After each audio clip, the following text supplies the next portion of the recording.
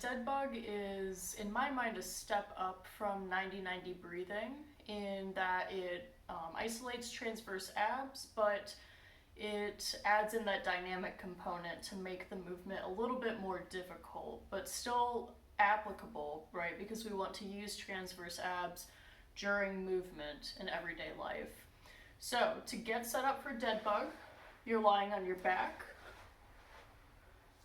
Before you do anything else, you want to get into that hip tilt so that your low back is flat on the ground. Okay. You want to bring your rib cage down toward your pelvis so that the whole torso is neutral. Before you lift your legs up, breathe into your pelvis and 360 degrees into that belt. Then bring your knees up. Your legs should be in a 90-degree bend. And then bring your arms straight over your chest toward the ceiling. We want to use a muscle called serratus anterior to punch our arms up toward the ceiling.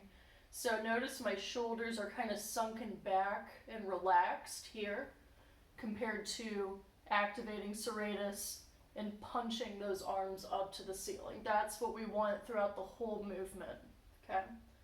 So get your breath, serratus. We're gonna move opposite arm, opposite leg. So I'm gonna start with my left arm and right knee or right leg. We're gonna teeter that right leg so it still has a bend in it, but the heel is just touching the floor. And you can see my left arm went back behind me. My right arm is still punched up. I'm not letting it sink back down. And my spine is still neutral, hips are neutral, not arched back.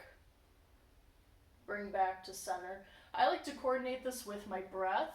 So I'll get my inhale and pack my breath from the start. And then as I exhale, I'll move my limbs. So you can see it corrected by activating serratus a little bit on the left arm there.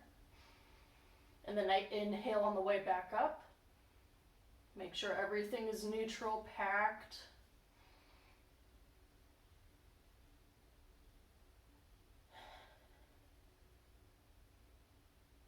So don't get too caught up on the breathing as long as you're able to breathe in a natural way while keeping transverse abs in your brace activated. That's all that matters. A couple more reps.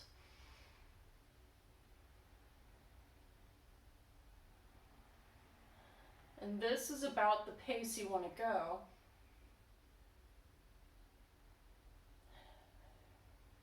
And you want to keep the volume relatively low. I usually do about 3 to 5 repetitions per side.